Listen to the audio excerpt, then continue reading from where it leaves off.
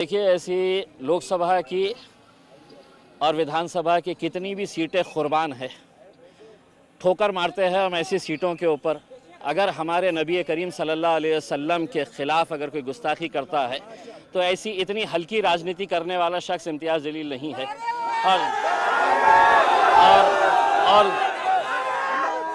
और दूसरी बात यह है कि मुझे राजनीति करने के लिए ये रामगिरी जैसे घटिया लोगों की ज़रूरत कभी नहीं पड़ेगी इंशाअल्लाह। उसमें मैं मेरे तौर के ऊपर मुझे मेरे जमहूरी इख्तियार है, मैं सिर्फ ये कहना चाह रहा हूँ, ये मुल्क में कायदा है, क़ानून है और ये संविधान है।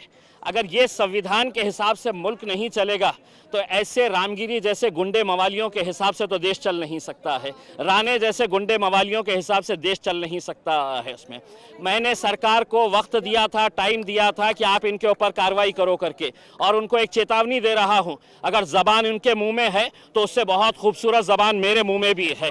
जिस दिन मैं इस्तेमाल करूँगा, जिस दिन मैं खोलूँगा अपनी ज़बान, तो कोई इनके पास अधिकार नहीं रहेगा मेरे खिलाफ भी कार्रवाई करने के लिए, क्योंकि कायदा कानून सबके लिए बराबर है। उनके लिए कायदा अलग नहीं हो सकता है और मेरे लिए अलग नहीं हो सकता है।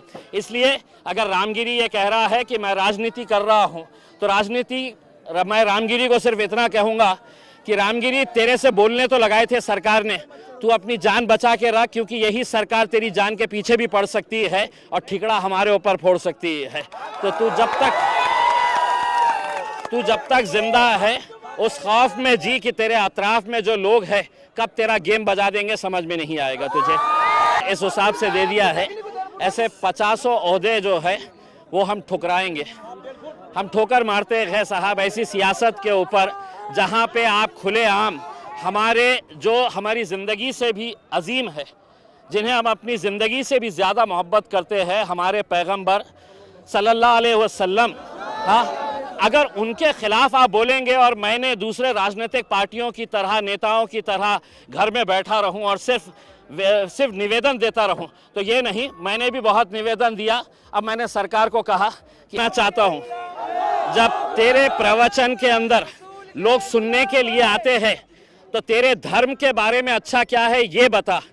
तेरे धर्म के साथ साथ एक इंसान की हैसियत से इंसान ने कैसा जीना चाहिए लोगों को ये बता, ना कि ये बता कि मेरा धर्म बहुत अच्छा है और इस्लाम धर्म के अंदर ये खामियां है। ये लोग सुनने के लिए नहीं आते।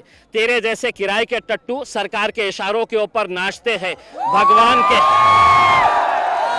भगवा चोला पहन के कोई भी अपने आप को संत और महंत कह नहीं सकता है। एक दौर था कि जब आसाराम बापू के कदमों के ऊपर ये सभी लोग पड़े रहते थे। आज आसाराम बापू जेल में पड़ा हुआ है। रामगिरी, तेरा भी वक्त आएगा अभी।